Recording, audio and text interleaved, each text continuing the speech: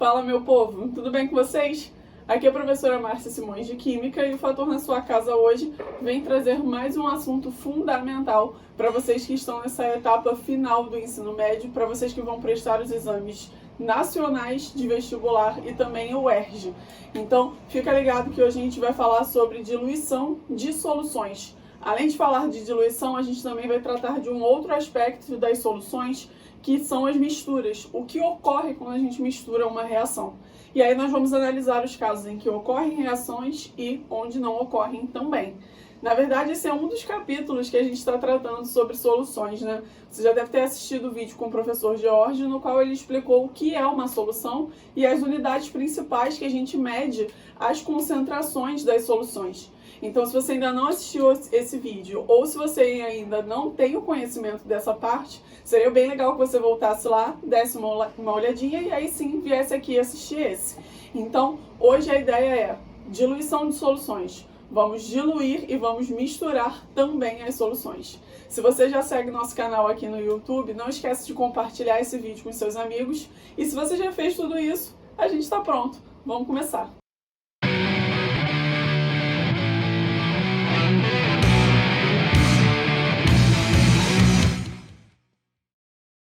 Bom, então, vamos falar de diluição, né? Quando a gente fala de diluição de soluções, na verdade eu acredito que seja um dos aspectos mais tranquilos da gente trabalhar. Porque, na verdade, a gente está muito acostumado a fazer diluições no dia a dia. Você já deve ter feito inúmeras diluições na sua casa e só não deu esse nome, né? Vocês sabem que a gente que é químico adora fazer isso, né? Dar nome para coisa que já tem nome. Mas a vida é assim. Então, vocês vão ver que diluição, na verdade, é um processo cotidiano e muito tranquilo. A ideia é a seguinte: nós vamos partir de uma solução já conhecida. E se é uma solução, o que a gente já está dizendo é que é uma mistura homogênea. Então vamos supor, por exemplo, você tenha pegado um copo com água e dissolver um pouquinho de sal ali dentro. Então, como é uma quantidade pequena, o sal vai se dissolver completamente e forma uma mistura homogênea, sem divisões. Então, toda solução tem esse caráter principal, né? É uma mistura homogênea. Então, você vai imaginar que a gente está partindo de uma solução já conhecida. E se ela é uma solução conhecida, o que a gente está querendo dizer é que a gente sabe qual é o volume que nós utilizamos dessa solução e também qual é a concentração dela. E com concentração, a gente está basicamente estabelecendo uma relação entre o soluto, que no nosso exemplo seria o sal, e o solvente, que no nosso exemplo seria a água.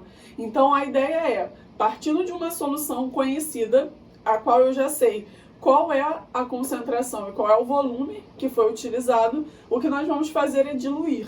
E quando a gente falar que está sendo feita uma diluição, o que está acontecendo, na verdade, é que a gente está adicionando mais solvente. Ou seja, no nosso exemplo, já tinha uma certa quantidade de água, mas nós estamos aumentando, a gente está colocando ainda mais água. Ou seja, diluir, na verdade, é aumentar o volume de solvente. A gente vai colocar mais solvente e a consequência disso é que a concentração ela vai diminuir. Se você se lembrar, a concentração, tanto comum como a concentração molar, elas são uma relação entre a quantidade do soluto e o solvente. A quantidade do soluto pode estar em gramas, na concentração comum, ou em mols, na concentração molar. Mas é sempre uma relação entre a quantidade do soluto e o solvente. Então, se a gente aumenta o volume do solvente, como a gente está dividindo a quantidade do soluto pelo volume, o resultado é que a concentração ela sempre vai diminuir. Então, você imagina que se a concentração ela é calculada dessa forma, ou então pelo número de mols, se a gente aumentar o volume, a consequência é que a concentração, tanto a comum quanto a molar, elas vão diminuir. É obrigatório que isso aconteça. Então, sempre que você aumentar o volume, a consequência vai ser essa. Então, o resumo qual é? O que seria diluir uma solução? É aumentar o volume de solvente e, consequentemente, diminuir a concentração, tanto comum como a molar. Então, esses são os aspectos principais. Por que eu falei que talvez você já tenha feito isso em algumas situações no teu dia?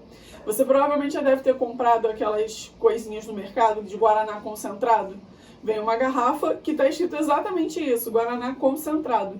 E como o que ele está querendo dizer com concentrado é que existe uma quantidade muito grande de soluto e muito pequena de solvente. Então, por exemplo, tem pouquíssima água ali dentro e muito guaraná.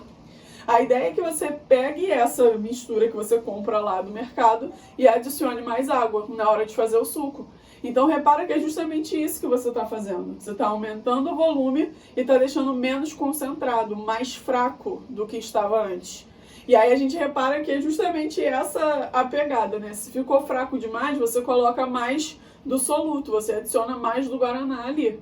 Ou então, se ainda está muito forte, você continua adicionando solvente. Você passa o tempo todo a lidar com essas duas unidades, né? Tanto a quantidade do soluto em gramas ou em mols, quanto a quantidade do solvente. Então, a ideia de diluição é sempre essa: adicionar alguma quantidade de solvente para que a concentração diminua, fazendo com que a sua solução inicial ela fique mais diluída. Então, todas as vezes que você fizer os cálculos de concentração, uma das formas bacanas de você perceber se realmente deu certo é você perceber se a concentração final da solução obtida ela é menor do que a solução inicial. Porque se você está diluindo, sempre a concentração final tem que ficar menor. E aí o que nós vamos fazer, na verdade, são alguns cálculos que envolvem esse conceito. Tem uma solução inicial, adicionei um solvente, o que eu estou gerando. E para fazer esses cálculos, nós vamos usar duas fórmulas. Na verdade, elas são fórmulas gêmeas, né? A única diferença é a representação que a gente está utilizando. Na primeira, a gente está falando que C1V1 é igual a C2V2. O que seria isso? Concentração e volume inicial, você está multiplicando um pelo outro, é igual a concentração e o volume final. Você tem 4 variáveis ali e você repara que todos os problemas vão tratar do mesmo jeito. Você não vai ter uma delas e as outras 3 sim. Você basicamente vai substituir na fórmula. E na de baixo a gente tem M1V1 igual a M2V2. A única diferença é que aqui em cima, C1 era a concentração comum, em gramas por litro. E aqui embaixo, M1 e M2 também são concentrações molares. Então vai aparecer em mol por litro, como no exemplo que está sendo dado para nós aqui. Então, elas são fórmulas bem parecidas. A única coisa que você tem que ficar atento é que C1 e V1, e tanto quanto M1 e V1, eles são os parâmetros iniciais. Quais eram as características da solução que você utilizou de início? Qual era a concentração e o volume dela? Agora, C2 e V2 e M2 e V2 são as características finais. Qual é a concentração da solução obtida e qual é o volume final? Em relação ao volume final, eu queria só que você ficasse atento para não confundir com o volume que foi adicionado. Porque às vezes a questão fala assim, o volume inicial era 100 e eu usei 500 ml a mais de solvente. Então o volume final não é 500 ml. O volume final é de fato o que você tinha antes dos 100 ml, mais os 500 que você adicionou. Então seriam 600 ml. Fica atento que V2 é volume final e não volume de solvente adicionado. Tem uma diferença entre essas duas coisas. Então, para a gente encerrar essa parte, vamos só fazer um exemplo onde nós temos 100 ml de uma solução de concentração igual a 0,6 mol por litro de NaOH, uma solução aquosa de NaOH.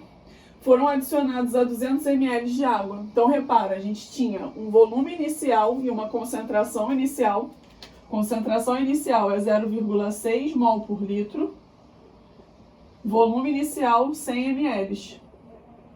A gente quer adicionar 200 ml. E aí, repara, foram adicionados. Ele não está dizendo que 200 ml é o volume final. Nós tínhamos 100, adicionamos 200. Então, o teu volume final tem que ser a soma disso daí. Então, nós temos 300 ml como volume final. E nós não sabemos a concentração. Na real, é isso que a gente quer saber. Qual a concentração da solução obtida, da solução final. Então, uma dica que eu posso te dar também, que ajuda bastante, é fazer como eu fiz aqui. Às vezes, em questões de soluções, aparecem vários dados. Se você fizer uma separação, pode ser que te dê um up aí e oriente a tua cabeça no sentido de qual fórmula você vai usar, de o que está sendo abordado naquela questão. Nesse caso, na questão de diluição com concentração molar, nós vamos usar M1 vezes V1 igual a M2 vezes V2. E aí nós vamos substituir. M1 é 0,6, V1 são 100 ml, M2 a gente não sabe quanto é, e o V2 são 300 ml. Se você reparar, mais uma observação em relação ao volume. Nas questões de concentração, a gente sempre fica pegando no pé de vocês falando que o volume precisa estar em litros, né? Se você reparar, eu peguei o volume em ml e coloquei na expressão. Aqui em diluição, o único cuidado que você precisa ter é que os dois volumes, V1 e V2, estejam na mesma unidade. Se os dois estiverem em ml, pode substituir direto, que não vai dar problema não. Você vai conseguir o mesmo resultado. Então, nós temos... Vou escrever da forma mais tradicional, passar o x para esse lado de cá, né?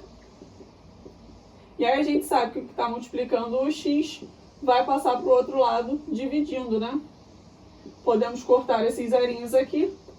Então, nós ficamos com 0,6 dividido por 3, que dá 0,2. E como é concentração, em mol por litro, assim como estava a concentração 1. Então, repara que esse exemplo ele mostra bem o que a gente falou. Nós estamos tratando de diluição porque foi adicionado mais solvente. E a gente tem a concentração final, que é o M2, menor do que a concentração inicial. E isso só acontece porque o volume final aumentou. Então, lembra sempre, aumenta o volume, diminui a concentração. E a ideia de diluição é basicamente essa. Então, lembra sempre, partindo de uma solução inicial, vou adicionar um certo volume de solvente e isso vai fazer com que a concentração diminua. Fica atento porque o V2 é o volume final e não o volume adicionado. Substituindo certinho nas equações, você sempre vai chegar na resposta. Então a ideia de diluição era essa, o primeiro passo já foi.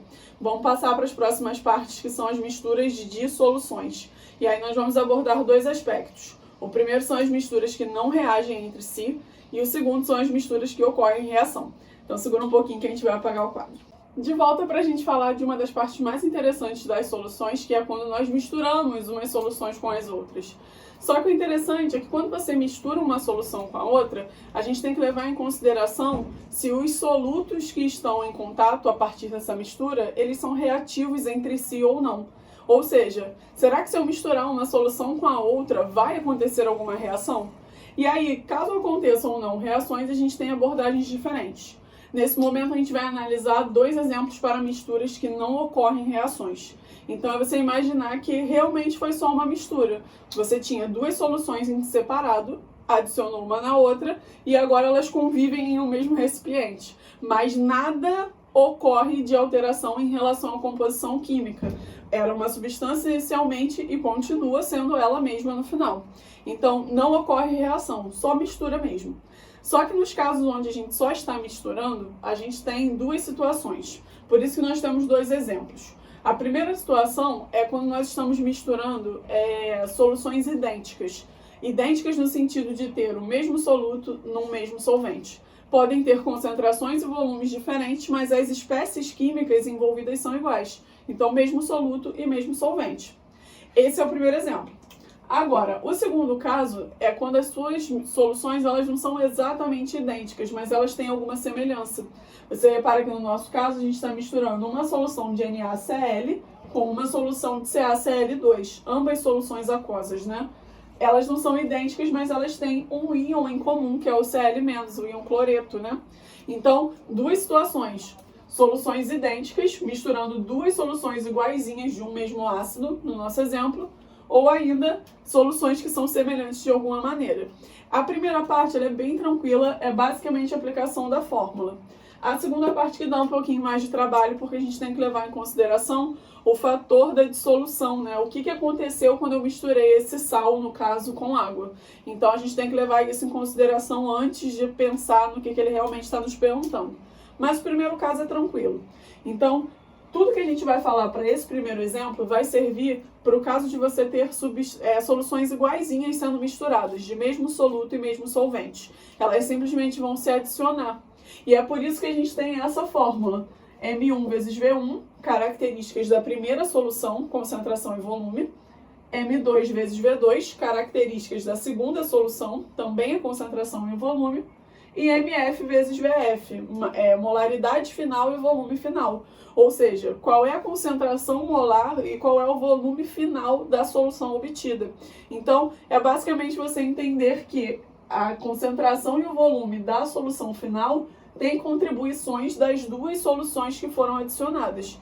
Então, se forem soluções gêmeas, tu pode fazer isso. É só pegar e substituir nessa fórmula. E como eu sugeri antes, é bem interessante que vocês façam uma separação das informações. Isso vai ajudar bastante na hora de substituir na fórmula, para não ter riscos de substituir errado. Então, o que nós temos aqui? Misturou-se 100 ml de uma solução 0,1 mol por litro de HCl com 400 ml de solução 0,2 mol por litro deste mesmo ácido. Então, repara, é a mesma substância que está em solução. Qual é a concentração da solução obtida? Então, o que nós vamos fazer? Vamos separar as informações. Nós temos 100 ml da solução inicial, então esse é o volume inicial. Nós temos 0,1 da primeira solução, então 0,1 mol por litro. A segunda solução, nós temos que a concentração é 0,2 e o volume utilizado foi 400. Então, você pode estar estranhando que a gente não está falando sobre o volume final, né? Mas pensa que isso é uma mistura. Então, se tu misturar uma solução com a outra, o volume final basicamente vai ser a soma dos dois volumes. Então, você tem 100 ml da primeira, 400 ml da segunda, o volume final vai ser 500 ml. Então, mais uma vez, a nossa única incógnita é a concentração final. Então, basicamente, vamos recorrer à fórmula M1 vezes V1 mais M2 vezes V2, MF vezes VF. Então, M1 é 0,1, volume 1 é 100, M2 0,2, volume 2 é 400. Não sabemos qual é a concentração final, mas o volume final são 500 ml. Então, só para dar uma organizadinha, 500x 0,1 vezes 10 dá 10, 0,2 vezes 400 dá 80. Então, nós teremos 500x igual a 90, o x vai ser 90 dividido por 500. Cortando esses zeros, fazendo o cálculo, você vai encontrar 0,18 mol por litro, porque a concentração na mesma unidade das anteriores. E uma coisa que eu acho que é interessante da gente falar é que, se você reparar, a concentração 1 era 0,1, a concentração 2 era 0,2 e a concentração final era 0,18. Tu percebeu que é um valor intermediário entre 0,1 e 0,2? E ele é mais perto de 0,2, mas só é mais perto de 0,2 porque o volume utilizado dessa solução foi maior do que a de 0,1. Então, ele acaba se aproximando mais. É um jeito de você conferir se o teu raciocínio está correto, né? Então, a concentração final tem que ter um valor intermediário e mais próximo daquele valor da solução que você utilizou mais, de que o volume foi maior. Então, se a gente está tratando de soluções gêmeas, o raciocínio é esse. Agora, aqui é que está o problema, porque não é bem um problema, é uma questão um pouquinho mais trabalhosa. E aí a ideia é que a gente tem que pensar por partes, literalmente. Aqui a gente pensou na solução de HCl como um todo. E aqui não, porque a gente não quer saber da solução de NaOH ou da de CaCl2. A gente quer saber apenas do número de mols de Cl- em solução. Então a gente vai ter que analisar isso com um pouquinho de calma. Então olha só. Misturou 100 ml de solução 0,2 mol por litro de NaCl com 200 ml de solução 0,1 mol por litro de CaCl2. Então, repara, são soluções diferentes que contêm o mesmo ânion, né? O mesmo íon negativo, que no caso é o cloreto. Então, é por aí que a gente começa. O que nós vamos fazer? Vamos começar pensando em relação ao NaCl. Se isso é uma solução aquosa, o que você sabe é que a gente está misturando isso com água. E a mistura com água vai ocasionar a cisão, a quebra da ligação. Então, nós vamos ter em solução o que a gente chama de íons livres. O íon sódio e o íon cloreto. Mais um e menos um. Mais um porque o sódio está na família 1A e menos um porque o cloreto está na família 7A, né? Então, são as cargas para completar o octeto. Tenta se lembrar disso. E aí, basicamente, por que a gente está fazendo isso? Para que você possa perceber que essa reação é uma reação que a gente chama de 1 para 1. O que isso significa? A quantidade de NaCl em número de mols é a mesma de íons Na e é a mesma de íons cloreto. Então, se a gente sabe as informações do NaCl, A do Cl- é automática, porque é igual, então você não precisa se preocupar com isso. O que nós vamos fazer? Nós vamos recorrer à informação que ele deu da concentração. Ele falou pra gente que a concentração é 0,2 mols a cada litro, que são 1000 ml. Então, a cada litro nós temos 0,2 mols. É o que a gente está escrevendo aqui. Só que se você reparar, a gente não pegou 1 litro de solução. Nós pegamos só 100 ml. Então, se em 0,2 mols é o que está presente em 1 litro, quanto em mols estará presente em 100 ml?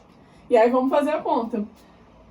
Nós teremos 1000x igual a 100 vezes 0,2. Pode cortar esses zerinhos aqui para facilitar. Então, vai ser 0,2 dividido por 10, que dá 0,02. E aí, como nós falamos, a quantidade de NaCl é proporcional e igual a de Na e de Cl-. Então, na primeira solução, a quantidade de Cl- é essa mesmo que nós encontramos, 0,02 mols. Vamos guardar essa informação e pensar a mesma coisa em relação à segunda solução, que é CaCl2. Da mesma forma que a gente fez de início, é uma solução aquosa. Isso vai ocasionar a quebra e a formação dos íons em solução. Só que repara a diferença que a gente tem agora. O cálcio ficou com carga +2 porque ele é um metal alcalino terroso. Os elementos da família 2A sempre têm essa carga. Se você se esquecer disso, lembra daquela regra básica dos compostos iônicos, que diz que a quantidade de um elemento é a carga do outro. Então, se eu tenho 2 do cloro, a carga do cálcio, que é quem está ligado a ele, tem que ser 2. Quantidade de um, carga do outro. E aí é agora que está a diferença, porque se você reparar, a quantidade do sal, ela é a metade da de cloreto em números de mols.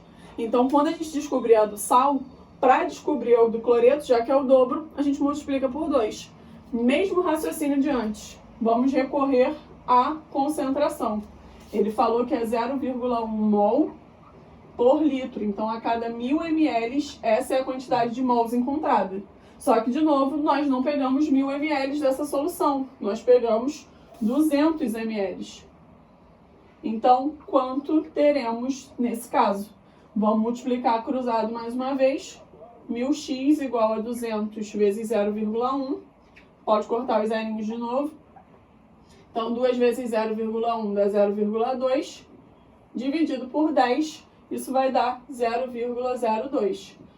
Só que não esquece que a quantidade do sal é a metade da do cloreto. Então, se o sal foi 0,02, a gente encontra a do cloreto multiplicando, vai ser 0,04. E aí você repara o que? A quantidade de cloreto é o dobro do sal em solução. Então, a quantidade do cloreto é o dobro do sal que deu origem a ele. Então, agora, para a gente chegar no final, basta a gente somar essas duas informações, porque já que foi uma mistura, a primeira solução forneceu essa quantidade de cloreto e a segunda essa outra. Então, somando esse negócio, a quantidade total de cloreto vai ser 0,06 mols. E aí a gente acaba por aí. Você repara que dá bem mais trabalho, né? A gente tem que considerar a diluição, tem que considerar a concentração e o volume que foi utilizado e ainda correlacionar a quantidade de mols na reação e somar isso tudo no final. Dá um pouquinho mais de trabalho do que o caso das soluções gêmeas, né? Mas o raciocínio é sempre esse. Repara que você vai partir da concentração, que é uma informação, é um padrão. A primeira linha da regra de 3, nos dois casos, saiu da concentração. E a segunda, a gente analisou o volume que foi fornecido. Então, com isso, a gente consegue chegar à concentração e, no final, só somar as duas quantidades de mols que a gente obteve. Faz sentido por enquanto? Se faz sentido por enquanto, a gente já está chegando no finalzinho. Falta só a parte de misturas onde ocorrem reações. E aí vocês vão ver que o raciocínio é bem parecido com esse que nós tivemos aqui, mas vai dar tudo certo, com certeza. Espera só um minutinho que a gente vai apagar o quadro. Parte final. Voltamos para falar dos casos de misturas de soluções em que ocorrem reações. Nesse caso, o principal é você não ficar apegado a fórmulas, mas sim à própria reação. A gente já conversou em alguns vídeos anteriores que a reação ela descreve o processo com perfeição, a quantidade e quais são as substâncias envolvidas. Então, independente de ser soluções, o foco é a reação que vai descrever o que está acontecendo, principalmente no sentido de dizer para nós qual é a quantidade em mols de cada substância utilizada no processo.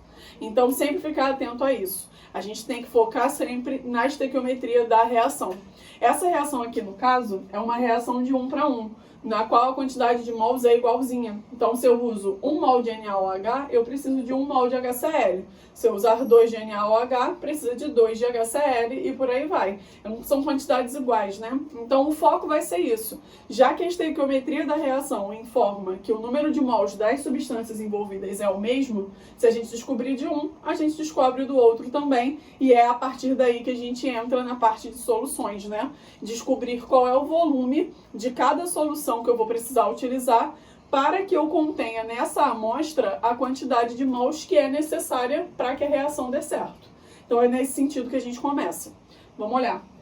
Misturou-se 200 ml de solução 0,2 mol por litro de HCl com solução 0,4 mol por litro de NaOH. Repara que do NaOH a gente não te deu o volume. Demos o volume e a concentração do HCl, mas do NaOH a gente deu só a concentração. Qual é o volume utilizado da solução da base, do NaOH, sabendo que é essa reação que acontece. Então, o que a gente vai fazer? Questões desse tipo, a dica é partir daquilo que você tem mais informações.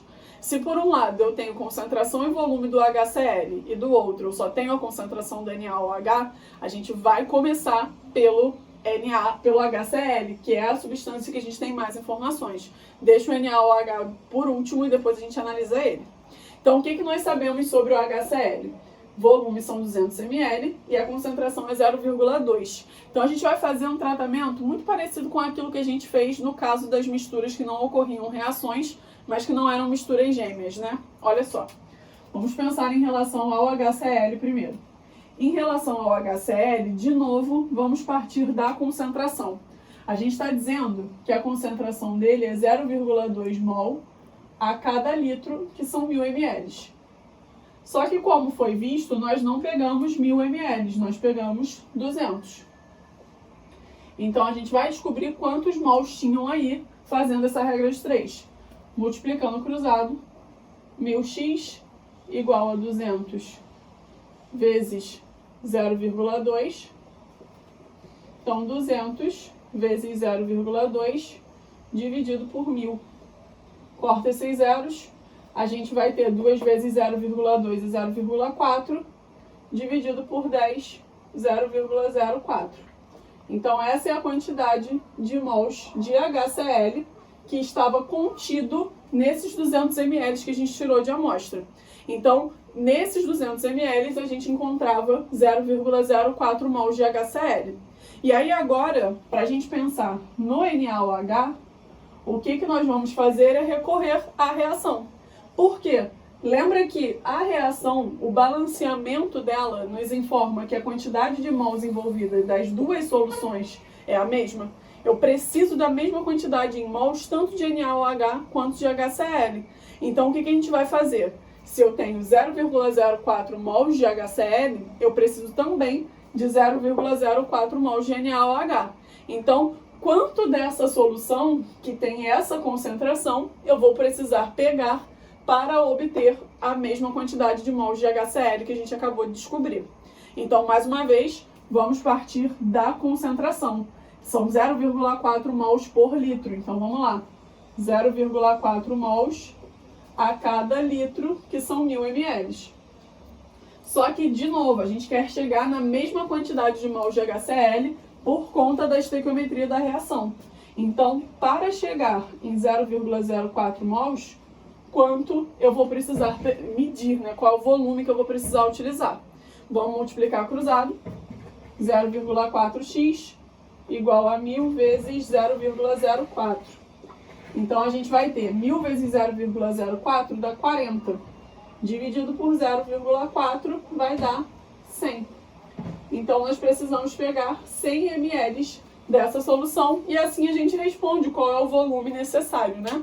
Então, você repara que é a solução? É a solução. mas o caminho é muito mais estequiométrico, conforme aquele conhecimento que a gente já tinha agregado de antes, do que propriamente a aplicação de fórmula, uma coisa que é mais característica das soluções, né? Então, se é uma mistura que reage, a dica que eu posso te dar sempre é essa: foca na reação. Vê qual é a quantidade de mols envolvidos e, mais uma vez, parte daquilo que é um conhecimento, que é fato, que é a concentração que foi informada. A concentração da solução é essa. O volume que você vai pegar vai variar. Então, foca na concentração e depois a gente descobre qual é o volume. Então, a ideia para hoje era basicamente essa: tratar das diluições e das misturas sem e com reação. Eu espero que esse vídeo tenha te ajudado bastante e que seja um incentivo para que você mantenha seus estudos em dia. E caso você precise de qualquer ajuda, caso você precise tirar dúvidas, meu Instagram apareceu aí no início, pode me chamar por lá que eu dou toda a atenção do mundo para vocês. Se cuidem, fiquem bem.